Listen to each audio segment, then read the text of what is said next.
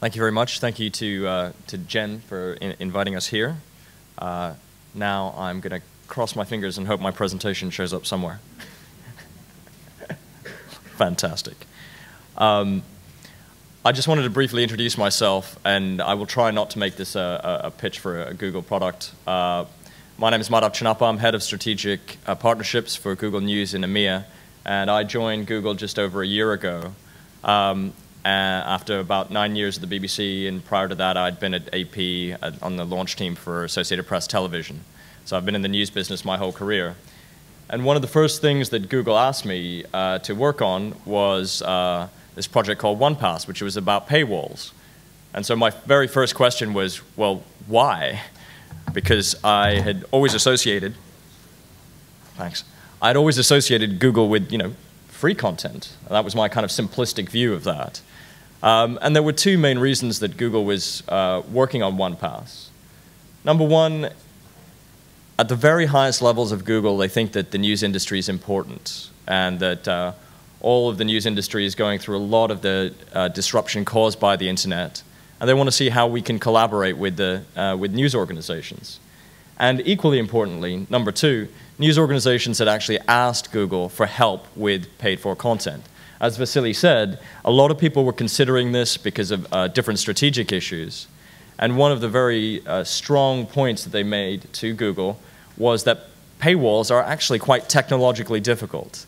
And that, yes, it is possible to set up your own individual paywall, but it comes with a lot of grief and a lot of effort.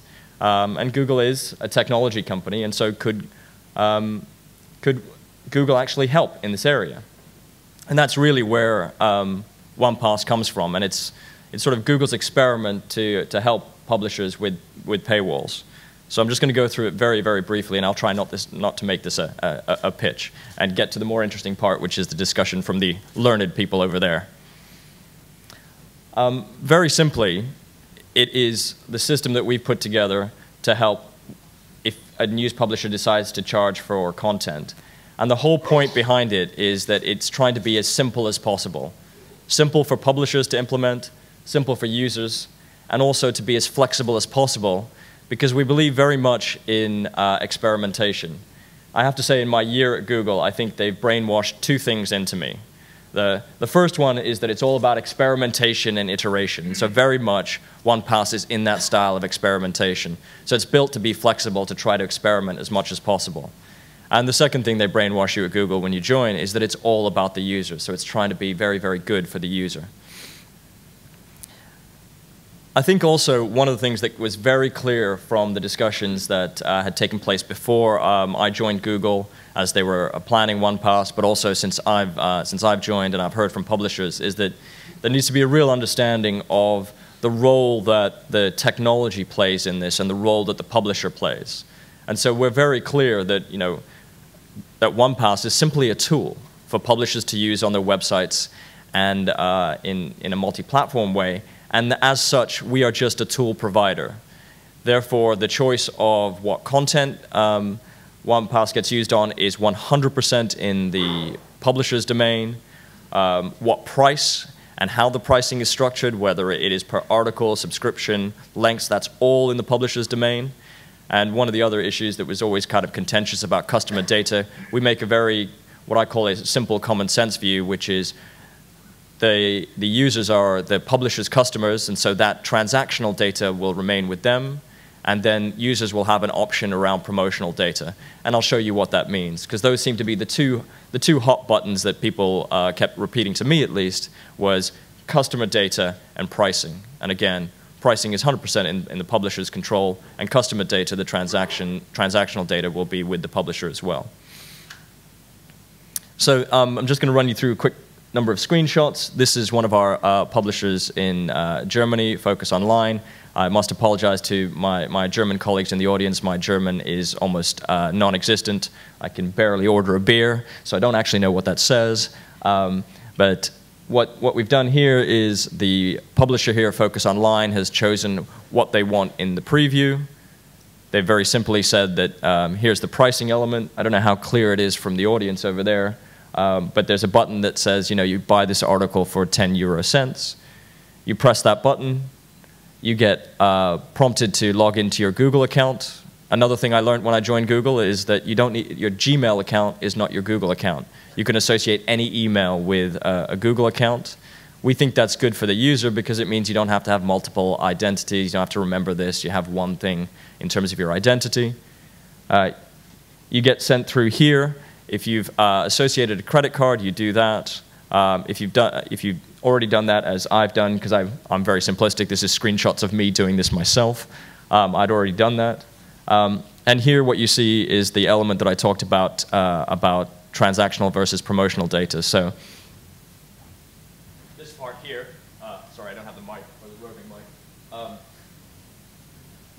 That simply says that's the opt-in or opt-out chosen by the publisher about promotional data, and beneath that it says no matter what the user says, they'll get information around transactional data, which is very basic. If I subscribe to any of OnePass publications and I had a subscription for a week, but I didn't want any promotional data, if I was coming to the end of the week, the publisher could send me an email saying, your subscription's running out, would you like to renew? They wouldn't be able to send me an email saying, hey, we have a new magazine, would you like to subscribe to that? We just think that's kind of basic common sense. Once you confirm purchase, you get the full article. There you go. Trying to keep as simple as possible. We know it's not as simple as we'd like it to be. Too many steps.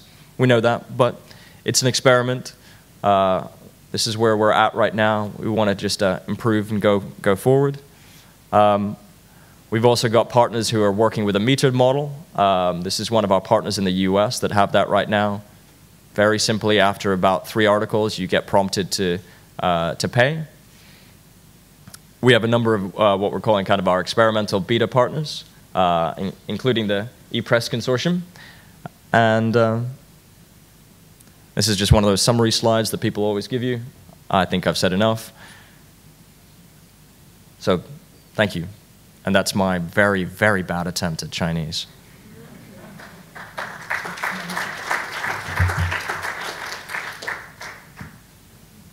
Thank you, Madhav. We now coming to Peter. He's a representative of a vivid Hong Kong free sheet market that, as we just chat few minutes ago, for the city with population of 7 million is how much? 2 million, 3 million? 3.5 million free newspaper. 3.5 million daily free sheets. Yeah. Imagine that. Peter, you have the time. Okay. Steve Jobs once said, innovation distinguishes between a leader and a follower. Ladies and gentlemen, today I'm giving a speech about media revolution in Hong Kong market. The current market situation and how Metro as a newspaper media is adapting and how we are moving forward. Before I carry on, I'd love to play a video for you. Please.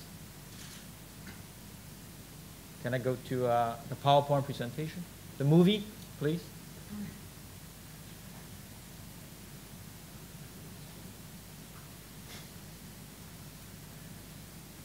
Oh. Seems we have a bit of problem here.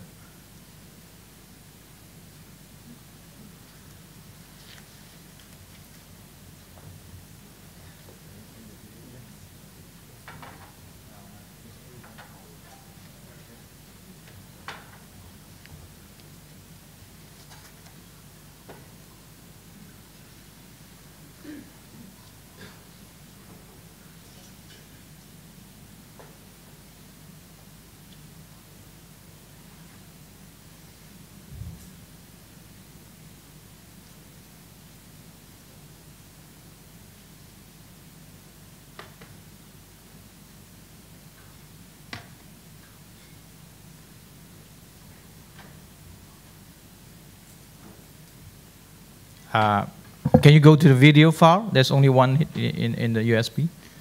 Yeah. Not this one, the video.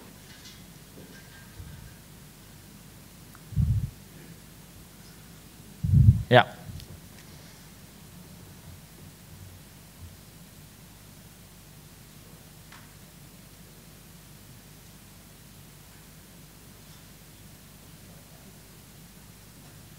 Readership of newspapers around the world is falling fast.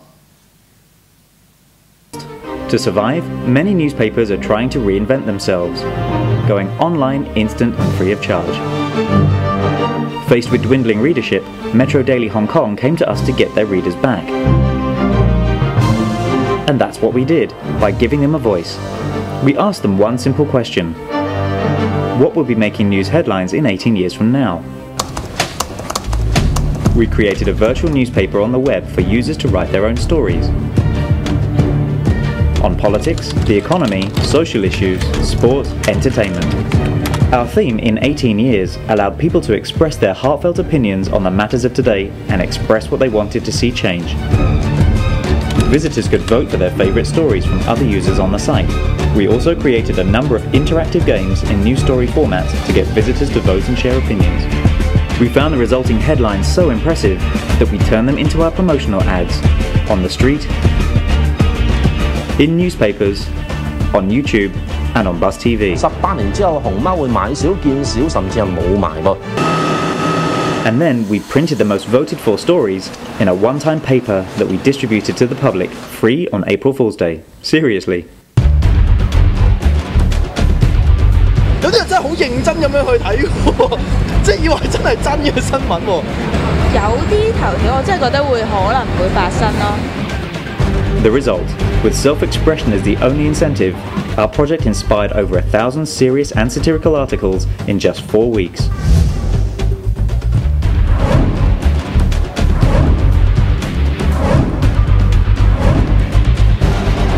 Nearly 200,000 people visited our website via PC or mobile, almost doubling total readership.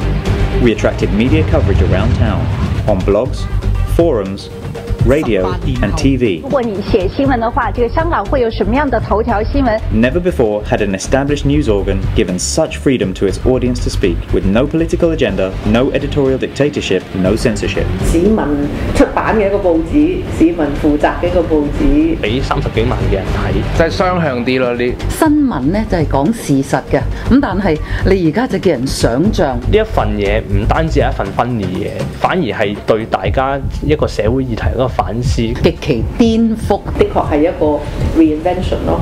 Once, a newspaper was only read by the people. Now, it's written by the people. Who says you can't talk back to a newspaper? By engaging the public in a two-way conversation, Metro Daily Hong Kong has given new reasons for people to keep reading. With a future theme and April Fool's Day as the excuse, we gave people creative license to freely express their views about society. Does that make us fools? Can you go back to the PowerPoint, please?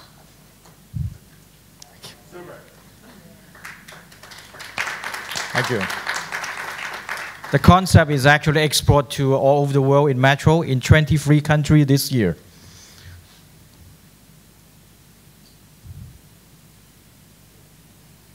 Okay, we have won a lot of awards last year. This is show you just we have won actually all together 25 awards all in Asia. Okay. Metro has been a leader and a pioneer in providing free newspaper in Hong Kong market since 2002. We have been delivering quality free news content every morning to MTR, our subway transit, passengers and commuters. Our readers are many, affluent and well educated. The current media market is very fierce. Traditional big media business are moving towards and or adapted the free content model.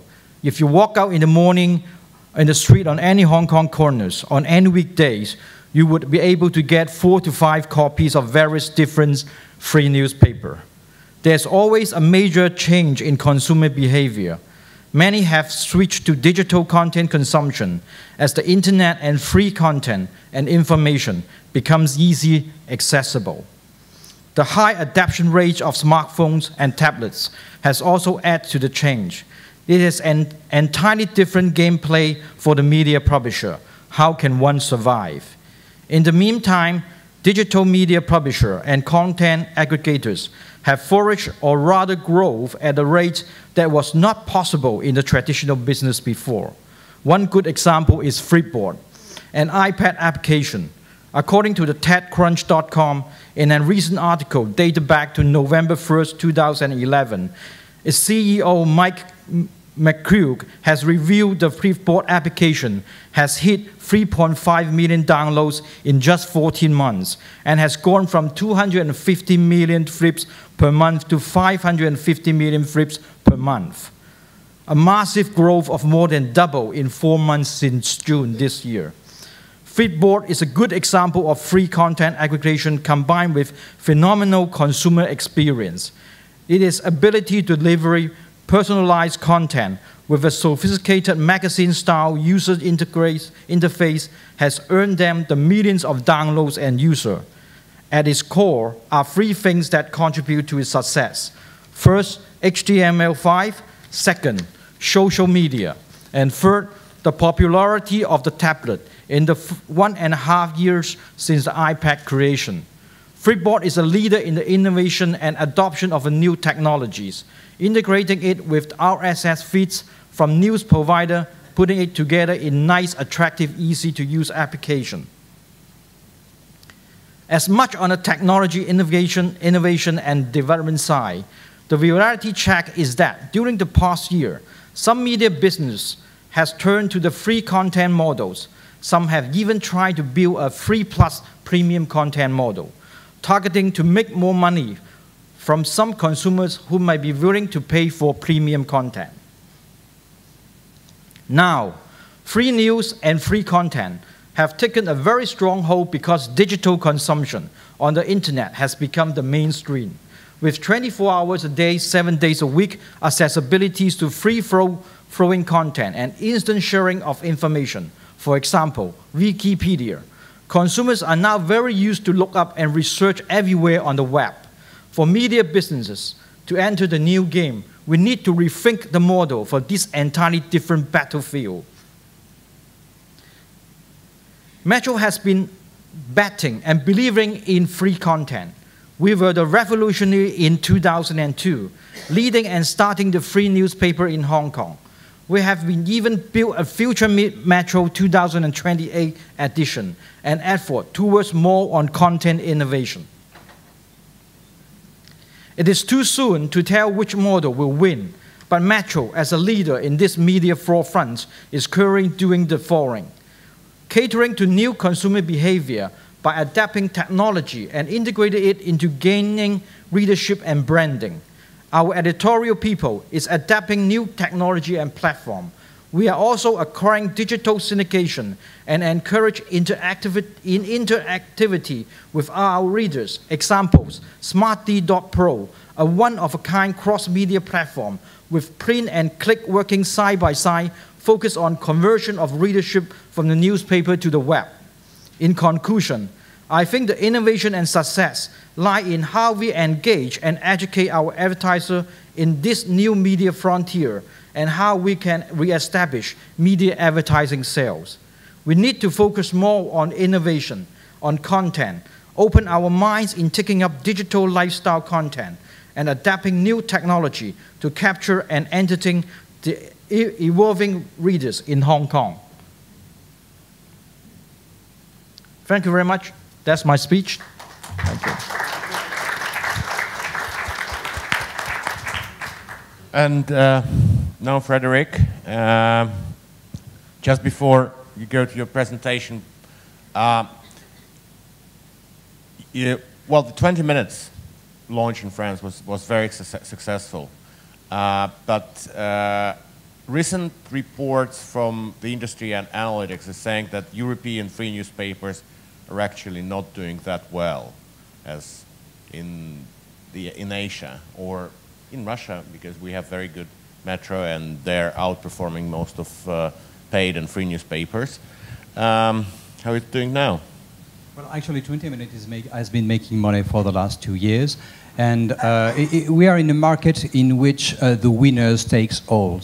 And once you're able to capture the lead and keep the lead from obviously an advertising standpoint, which is the only source of revenue, you're able to keep that lead. It's a kind of endless loop. The more audience you have, the better you are able to position yourself in the advertising business, the better you are able to maintain prices, and it works that way. And if you are in the second position, it's totally different picture. And if you are in the third position, is also a totally different situation.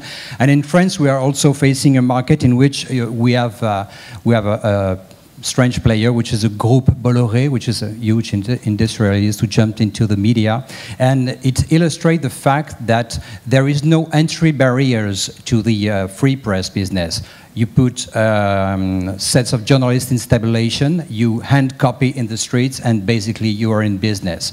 It means that if you have someone eager to spend a great deal amount of money and eager to lose a great deal amount of money, this person will be able to capture a sizable share of the market, and it will be able to actually pull down the prices of advertising. So it's an extremely fragile business. But again, once you are in the top position, like Metro, and you're not longer in the top position in Hong Kong. You're in second position or third? You're the last. I'm sorry. So that's the critical issue, being the first and being able to retain your position as the first. Okay, but we're speaking about paywalls, and I know you have analysis of how the companies, the newspapers and other digital properties address this. And please take this in. Thank you.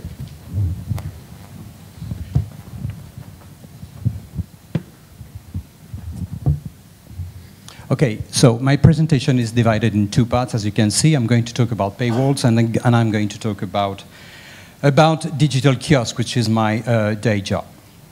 Okay, why paywalls, you might ask, because this question has arisen pretty recently, actually. The first factor is it does illustrate the failure of advertising as far as news is concerned in the digital world. This is the dirty little secret of what we are doing here. Basically, advertising did not deliver in the digital world. Why is that? The first issue is endless inventory. If you take any commercial TV network, you will have something like, I don't know, 300 spots per day. This is a kind of finished space which will abide by the law of supply and demand. This is not the case on the internet. If you take a newspaper such as the New York Times, for example, the New York Times is adding about 1,000 new URLs per day, which is basically a space which shows up for sale. Le Figaro, Le Monde are adding 500 new URLs per day. It means that at the end of the day, or at the end of the year, you will have some kind of endless supply of available space, which is contrary to the most basic law of economics. The second factor is poor advertising creation. I'm sure you have done the same experience than I did. I mean, advertising on the internet, on the websites, and sometimes on mobile is absolutely ugly. The reason is that for a creative advertising agency, it's not worth to spend a great deal of time and therefore money to actually have people creating great stuff.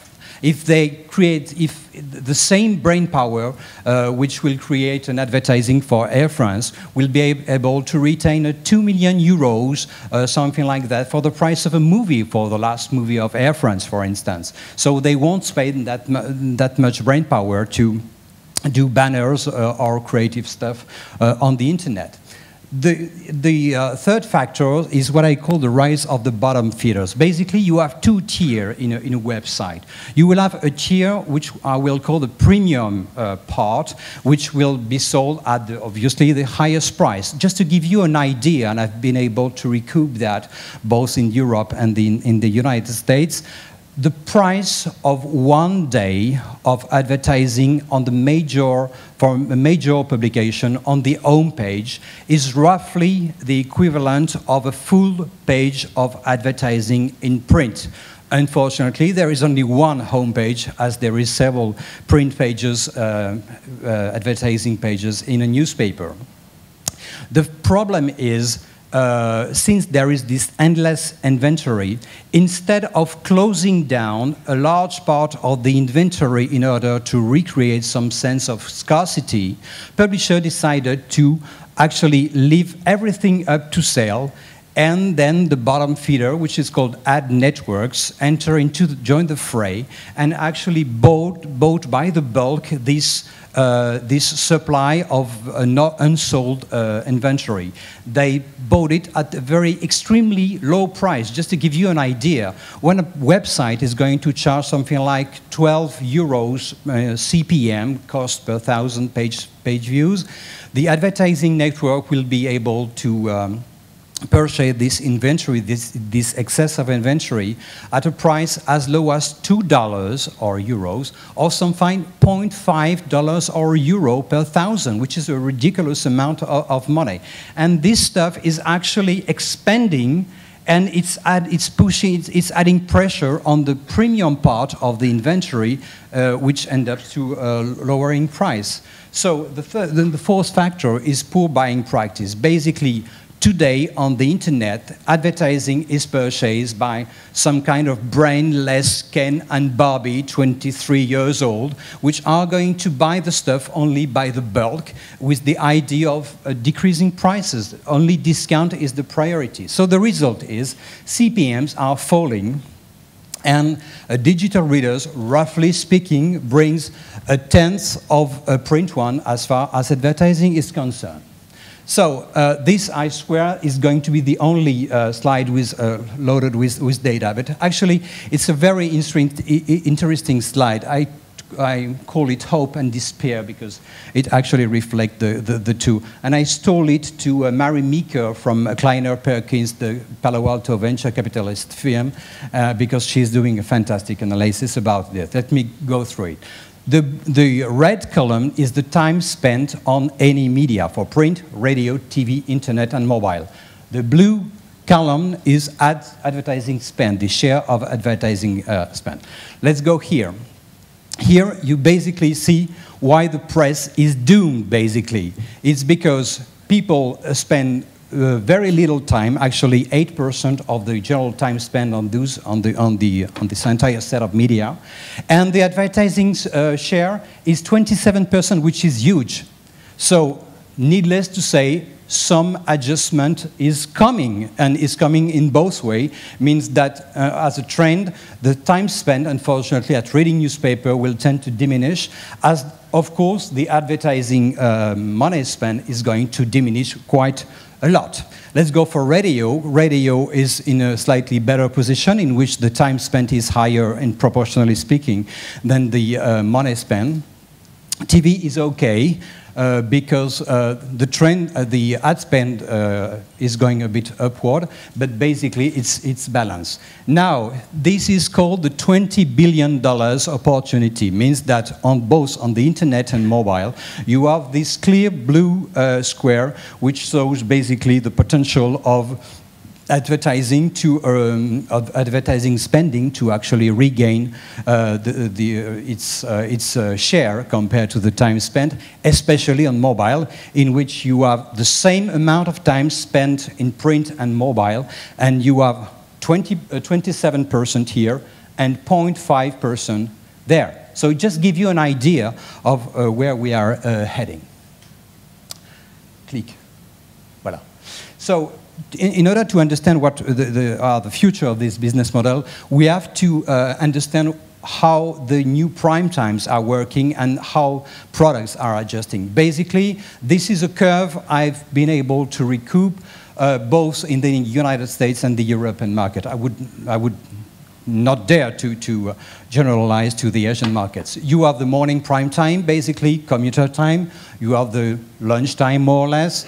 You have the other commuter prime time at 6 o'clock in the evening, and you have the evening time.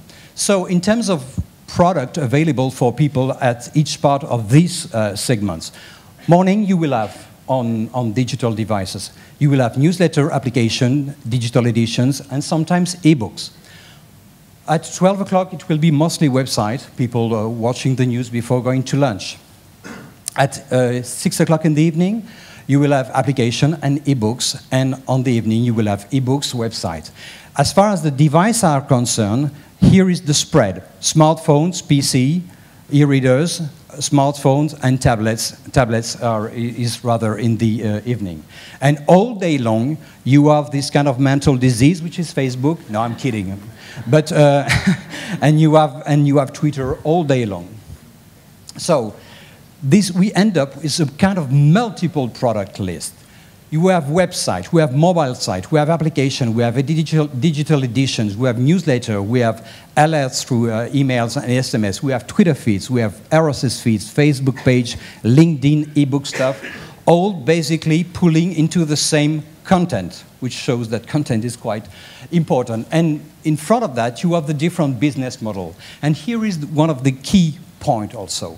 First, you have obviously the free model. Someone said that information is meant to be free, which is one of the most bogus assertions we can imagine, because this guy who says so was unable to think that information is actually hugely costly business. So you have the so-called free model, which is ad-supported. You have the paid-for stuff, per day, per copy, per article.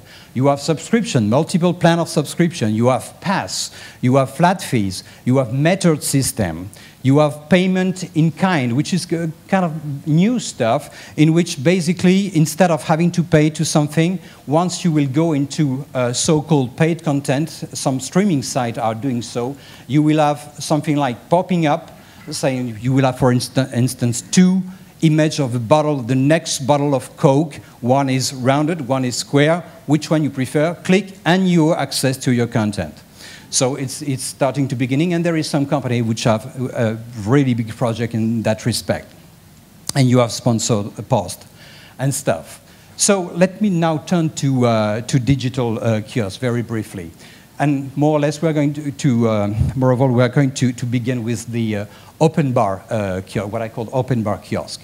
It looks like this. This kiosk has been set up by Hachette Lagardère, a great media company indeed. This kiosk has something like about 400 references. It's a mess, basically, as you can see, in which you will, have, don't record this, I mean, in which you will have soft porn magazine close to hard news stuff. I mean, this is the way it works. In the same stroke, you have a slightly more interesting concept, which uses the metaphor of a kiosk done by lokiosk.fr, which so basically the same kind of stuff. It's slightly better arranged. Things are, this kind of stuff remains quite primitive. First one, they have hundreds of references, which is fine, but it's mostly PDF-based, means that you have only static images. And we all know that from a pure digital publishing standpoint, PDF sucks. It's not a good format from what we have to do, because you end up having extremely huge file, unable to be handled by a mobile stuff. So it's not a thing which has been designed for publishing, but since it's the most simple way to actually dump your content on digital device, everybody is using it. This kiosk relies mostly, not only, but mostly, on 20 euros or $20, in this case $20, all-you-can-eat packages. Means massive download. Just to give you an idea, on the two kiosks I showed to you, the first month, people who purchased the $20, 20 euros plan, they download 80 magazines on the first month. Second month, they will download 50 magazines, and then it will stabilize to something like 30 to 35 magazines. I don't know about you, but unless you are undertaking a massive root canal procedure and spending your week at the dentist office, you won't be able to consume such amount of magazines. So, anyway, so the consequence is very superficial reading, and the other consequence is inefficiency in ads. It's a deflationary practice, since at the end of the day, the publisher is getting a very small amount of money for his publication. So you also add the Apple way. Let's let's look at what Steve said.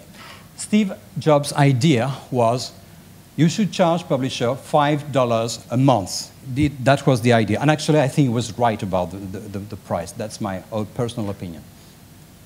And you should go for volume. We won't give you the data. Why? Because we don't have to. We are in a position of power. We are going to create a shortcut on your app, for your app on our newsstand. Means that you will display your stuff in a kind of magnificent wooden shelf, and you will click and you will be sent to your application. We will have an exclusive killer feature, and this exclusive killer feature is the background downloading. It's working fine, actually. You have your iPad closed, and it will, during the night, and it will actually download the content automatically. Actually, funnily enough, this is a feature which has been wished by all developers I've been working with since the inception of the iPad 2 years ago. And we knew that this feature was not available, impossible to implement. Why is that? It's because Apple was keeping this feature for itself. And we don't negotiate with anyone because we don't have to. And you have to be happy with this. So here is the newsstand of Apple with the magnificent wooden shelf. And here is the customer data. And I capture this when I subscribe to La Tribune, the business newspaper. And I don't know about you, but to me, this is actually a deterrent to leave my data to those people, because the way it's put, I mean, it's not exactly an incentive to share your personal data with the publisher. So it doesn't work very well, I think. To sum up, we have kind of opaque intimidation, low yield, no customer relationships, and hefty costs, because altogether the stuff I just showed you costs something like between 30 and 50% to the publisher. So where I'm speaking from, my day job is, because I have a day job in order to subsidize the Monday note, you know how it works, and basically herding cats. And these cats, I'm distributing the friskies in the middle, and these cats are actually the publishers, which I gather around, around this kiosk, and I'm going to show you in a quick movie what it looks like. Please roll the movie. Thank you. And then I will come back.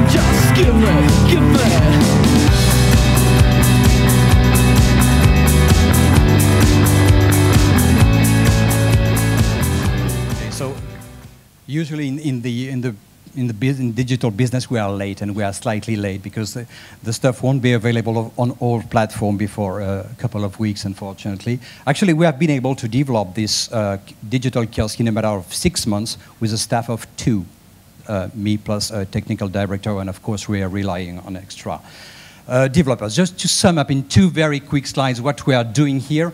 Our stuff is owned by publisher, which makes a huge difference.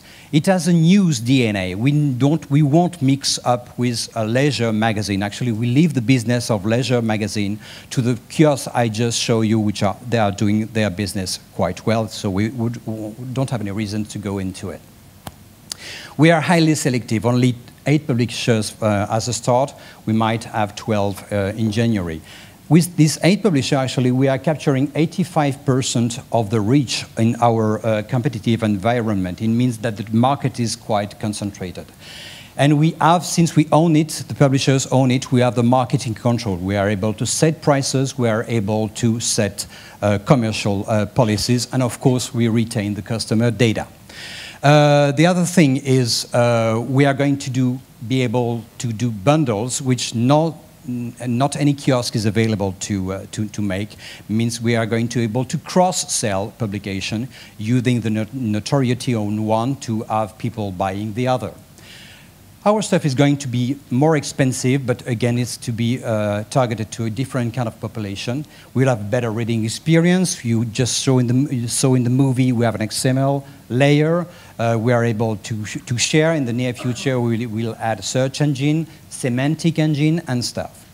And it will get a better value for publisher. And last but not the least, we have been partnering with Google on several issues, including with the Google One Pass system. And that's it. Thank you.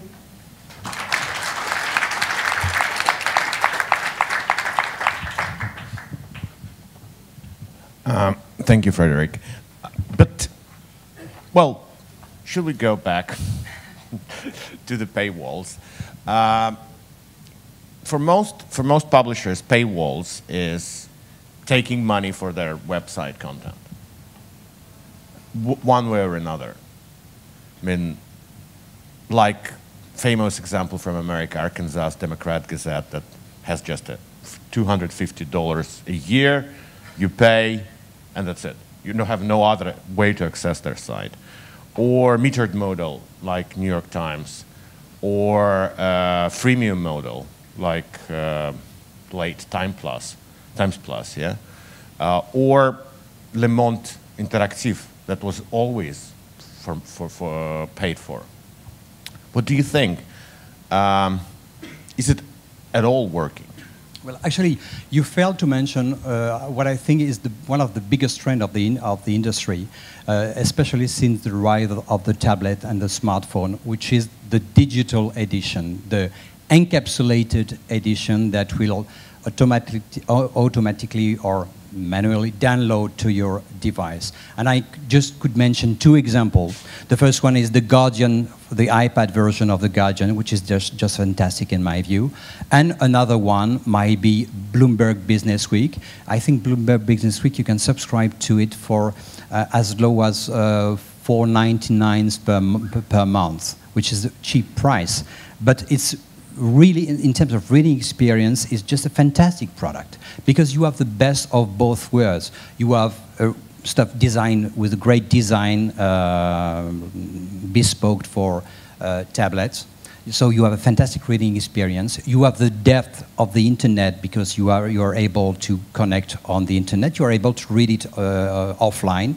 And so I think these products are able to create a great deal of value. As far as having paid for website per se, I think it all depends on publications. Some publication can afford to have people paid for. For other, it will be extremely complicated. I would not conceive Metro or my former joint 20 Minutes to have a paid-for website, even slightly.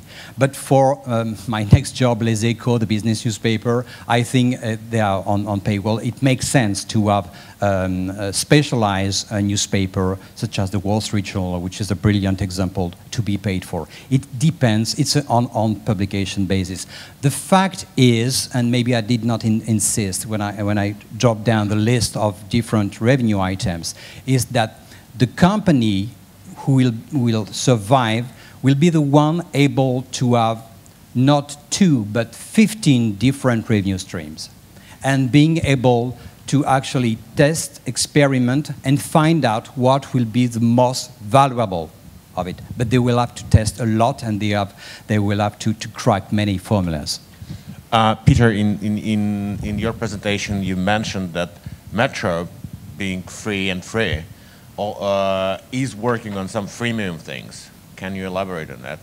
You mean the Freeport, or yeah, that's a small experiment. Actually, we are going to test in the Hong Kong market. I think the beauty of our group is we are actually have paper in altogether 23 countries, and as a newspaper, it has to be localized. And we have the beauty of like testing each market with different digital model and see which one will work later on, and then we can extend into other countries. Example, I show you the radio. We have the Future Daily 2020 as a very successful campaign. We get the readers involved, and then it was so successful in Hong Kong, was exported into all the countries around the world in Metro, and again, it's a very successful. So we have to find a common edge, actually, with success. But there's no solution, there's no common answer. It's only through trial and error. And as I say, innovation is the only answers to those questions. Trial and error, keep trial and error, and keep try, fail, forward. Yeah. Be fast in that. Yeah. Spend less on experiment and iterate. Yeah. Experiment and iterate. Yeah.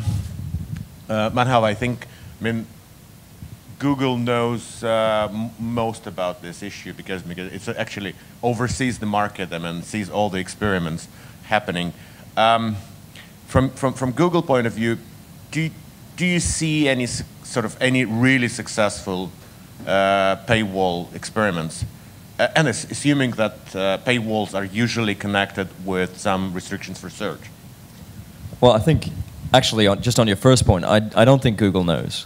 And actually, I think that's a broader point, which is I don't think anybody knows. And so I think that one of the things that's common in this debate is an assumption that there is one solution and that one model will work for everybody. And as Frederic was saying, and as Peter was saying, is actually the solution is going to be unique and individual to each individual brand. So I think, from my personal observation, the most successful paywall has probably been the FT. But they have a unique set of circumstances, and if you talk to the people at the FT, as I have, talked to my friends at the FT about how they did it, it took them years and years to develop their paywall, trying different things to try to get it right. They have also an element of a metered model. They played with that. They spent a lot of effort around customer data. They've made moves in different platforms, as you all probably know. But that's very much, they come from, I think, a very unique position, because my personal view is I don't know any human who pays for a subscription to the FT. Most of it comes through companies. It's companies. So again, that's going to be different from most of the newspapers, I think, in the audience. Well, actually, I want to defend Stuart Brand, who said information wants to be free, because there was a second part of this saying, but it tends to be very expensive. Actually, one of the biggest problems with digital editions, whatever package digital editions, is the fact that they're very heavy. I mean, I've been speaking to Chris Anderson 2 weeks ago that the wire distribution was actually heavily affected, especially on the first issues, with the size of these downloads.